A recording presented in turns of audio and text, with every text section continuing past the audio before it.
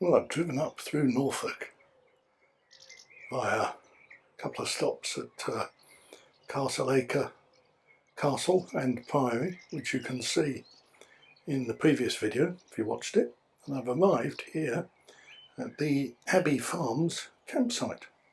I'm not overly familiar with campsites, as you know. I've only stayed in one so far. This is the second. Looks quite nice, doesn't it? It's a field. There's a few animals there. There's a hookup. I hadn't booked hookup originally, but a lady said, "You don't want a hookup." And I said, "Well, actually, I'll have it if you've got it." And she had, so I've got it. And there's a pond there, or a lake, and it's also, I've heard of these places, but I've never actually visited one before, and that is, it's a caravan graveyard. So when caravans get to the end of their useful life, which, as you'll know, is after about 3 months, they are brought here, or a place like this, there are others, which is known as a caravan graveyard. And here they are, well, they're stacked, I suppose, waiting for the spirit of adventure to puff out of their bodies, and then they'll drift off to caravan heaven. And also, this is a horse box graveyard. As you can see there, horse boxes have done their duty and now they've been put out to stud.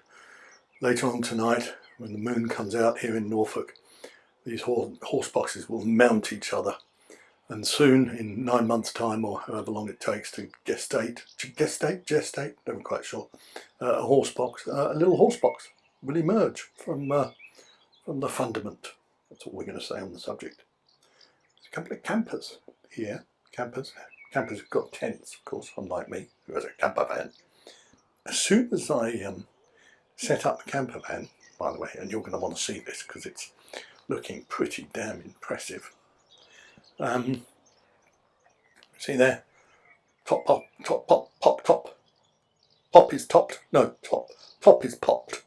The roof is up anyway, and electrical hookup is done. An American came over.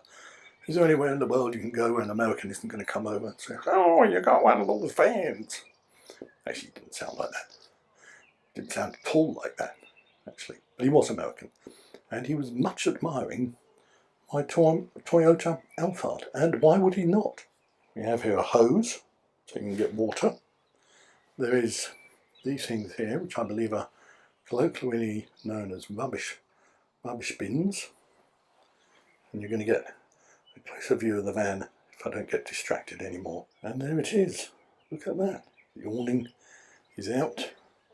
The chair is set up. The bike is outside the vehicle. I'm not sure where it's going to be when I sleep, but we shall see. Let's see the inside of the Alphard. There is a lovely blanket that my favourite daughter Rachel made for me. There's that's going to go on the front windscreen when it gets dark. There's a kind of blue bag. There's a rubbish bag there. A couple of packets of crisps. Stuff that I shouldn't have, but which you're allowed to have because I'm camping. Looks to me, and I may be going out on a bit of a limb here, that there's either been a caravan or a camper van or a big tent with a side tent set up on the ground there, and that's why the ground is so pale, and that's pitch number 5. This is a fire pit, so tonight about midnight locals will all converge on the fire pit and probably sacrifice something or other, perhaps an Iceland cheesecake, popular sacrificial lamb in these parts. Now this campsite is actually called Abbey Farm Liveries, which might explain, and I could be going out on a bit of a limb here, might explain the presence of horses. 2 boats here, guests for the use of. That's a kayak, or is it a canoe? I think it's a kayak. I think a kayak is where you're kind of enclosed, and a canoe is where you're kind of not. And that thing in the background, which is a kind of greeny, bluey thing. Funny enough, it's green in real life, although it looks more blue on the screen, is a bath. So if you want a bath, you get in there, you paddle out into the middle of the pond or the lake, you remove the plug, and it fills with water. And there you are, you get yourself a bath. Who knows what creatures lurk in the depths of this lake. I, for one, don't intend to go diving to find out. And there, a further scene of the Caravan Graveyard. So sad they look, with all the life drained out of them. This blackened earth that you can see here is the remains of an eruption of the famous Norfolk volcano. And there in the background is what looks like another part of the Castleacre Priory that for some reason has been transported here, like Stonehenge. Not that Stonehenge has been transported here, but you know what I mean.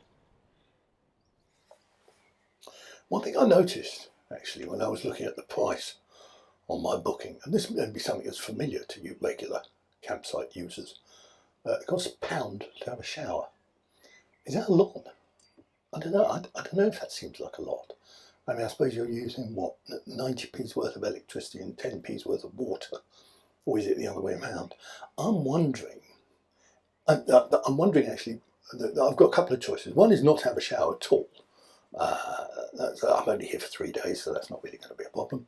The other alternative is to have a very short shower on one day and then have a very short shower the next day, and ask the lady whether I can pay £1 because I had only 50p's worth on the first shower and only 50p's worth on the second shower. That might work, although she might say we've got a special machine that measures it, and actually you had 64p on the first shower because I had to do some additional washing, and you had 72p on the second shower because that was after your 100-mile bike ride. There was quite a lot of sweat. There was quite sort of sweat and filth and general detritus that you had to get rid of. So I'm afraid your little moose, Mr. Hutchings, ain't going to wash here. So anyway, that's kind of hypothecating into the future because the situation may not arise. I'm just preparing the ground in case it does. Okay, well, I'm sitting in the van, made myself a cup of coffee. I can't open it. Jesus Christ. What have I done? Start again. Sitting in the van, made myself a cup of coffee with a coffee bag. I need to keep my voice down because there's a couple of ladies not far away setting up a tent. They have finished setting up the tent. I think they're setting up the bed now. Anyway, I went to the toilet block, visited the toilet, and not shower was very nice. New shower. That's the £1 shower. I can see where the money's gone. Toilet, not quite sure the toilet was worth £1. Anyway, went in the toilet and did my business. I don't know if this ever happens to you, but it happens to me, and it only happens in public. Okay, not public, but in a public toilet, not when you're at home. And that is you flush the toilet, but it doesn't all go away. I'll keep my voice down for the reasons that you know. Now, in this country, we call that a floater. I don't know what you call it in your country. If you don't have a word for it, then I suggest you use floater because it's a good word and it explains the situation very well. Anyway, so that floater. So here's the thing. Right, here's the thing. What do you do? Do you stay in the toilet for what is an unnaturally long time until the cistern is filled so you can flush it again? And as you know, when you try and flush a toilet quickly, it seldom works properly. Or do you leave the toilet with a kind of nonchalant expression on your face, suggesting whatever is left in the toilet was left there by the person before me, not by me myself?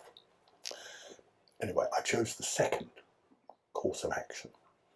So I'm going to have to maintain anonymity in this video. Okay, I'm not going to give my real name in case anybody who stayed at the particular campsite and visited the toilet shortly after me is aware of the contents and decides to leave a comment down below that they found the offending item or items, I'm not being too specific, and dealt with them in the appropriate fashion and in a way that I did not. So cheers, I'm going to have my coffee now. Left a coffee bag in there, I'm not sure if that's a good idea. Well, I'm sitting in my quechua chair. I'm not quite sure where I bought that from. Anyway, it's very comfortable. And drinking my cup of coffee. Awning is up, it's up there. And I've got my feet. There's one of my feet. God, that's an ugly sight, isn't it?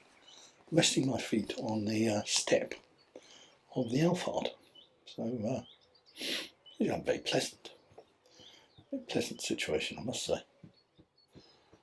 Maybe I need a fire pit. Then I could do... You know, there used to be a thing, I think it started in the 60s, where people used to walk across hot coals. Do you remember that? They don't seem to do that anymore. Perhaps the health and safety people put a stop to it. Anyway, a fire pit is not for walking across. It's like an open barbecue thing, I think. Not sure. Perhaps you just chuck marshmallows, small animals, potatoes, and then bake it all up into a kind of horrific stew. It's making me hungry. Wish I'd had those crisps now. Still, the only thing to do, right, when you wish you hadn't had a packet of crisps, is to have another packet. Yes. This, actually, is the first packet, not the second packet. It happens to be Walker's. Video is not sponsored by Walker's. Not sponsored by anybody, come to that. And nor do I want any sponsorship. So if sponsors are queuing up to sponsor my videos, save your money. Keep your money for Francis Cade and Katie Kookaburra and Juliet Elliott, Leonard Lee. Proper cycling YouTubers. Simon Willis, who goes by the name of Always Another Adventure. Maybe I need a name for my channel. Maybe Julian Hutchings is just not doing it. Perhaps that's why I haven't got 100,000 subscribers. Mind you, Katie Kookaburra's channel doesn't have a name, nor does Juliet Elliott. But then, Katie Kookaburra is not her real name. Is Juliet Elliott her real name? Leave a comment down below if you know the answer to that. It's nice. Horse just made one of those kind of horse noises. Got a crisp caught between my teeth. You don't need to see that, do you? Not everything needs to be on film. I think that's a lesson that a number of YouTube vloggers could learn, including me.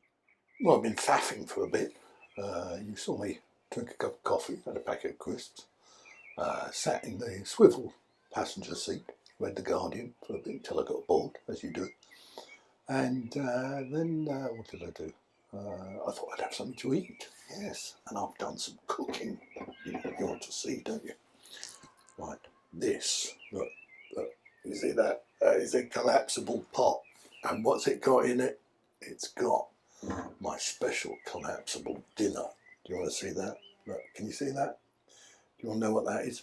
That is rice, kind of one of those pre-cooked rice things. Tin of corn, pre-cooked corn, and a jar of frankfurters, pre-cooked canned frankfurters. So I suppose it's not really cooking, it's kind of heating it up in the pot. Now you're thinking, he's not going to eat out of the pot, is he? And the fact is, yes, I am. I mean, what is the point of getting a plate dirty when all I have to do is wash up the pot? And in fact, I don't wash up the pot, I just kind of put it away for the next time I need it. What could go wrong?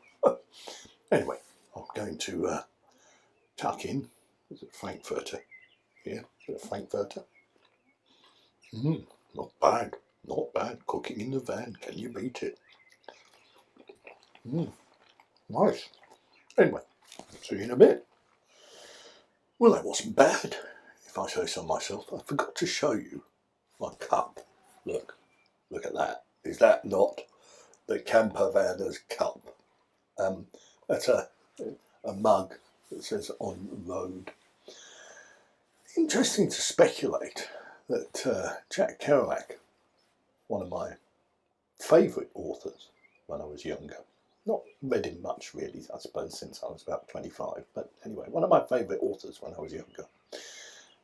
Jack Kerouac died when he was 47. I'm 66, and if my maths is accurate, that means I am 19 years older than Jack Kerouac was when he died. And he's left a body of work that I think by any assessment, whether professional or amateur, would have to be regarded as greater than mine.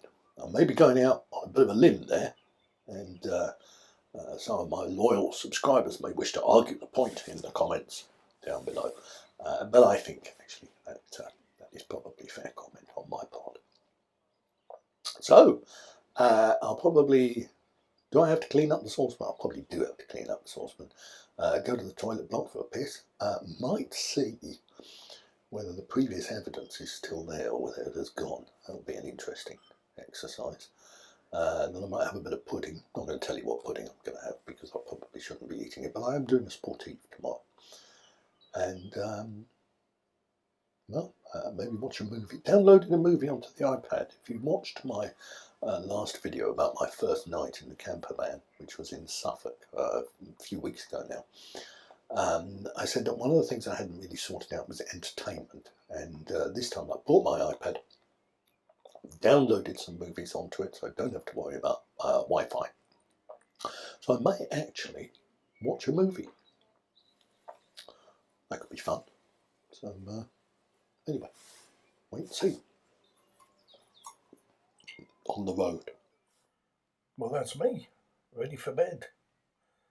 Got a couple of pillows this time. If you saw my video, my first night in the campervan, you'll know it was not a great success. Well, I really enjoyed it, I just didn't sleep. So this time I've got two pillows. Hopefully it won't be as cold as it was last time. Temperature has dropped, but it's not. I don't think it's freezing. So, well, I'm going to carry on. I started watching The Power of the Dog on the iPad. I'm struggling. Got to admit, I'm struggling. But I might persevere, or I might give it up as a bad job, or I might just go to sleep. So I'd like to thank you for watching this video. If you want to give me a thumbs up, give me a thumbs up. It helps the famous Nadine Dorries algorithms on YouTube. So hope you enjoy the rest of your weekend, and see you next time.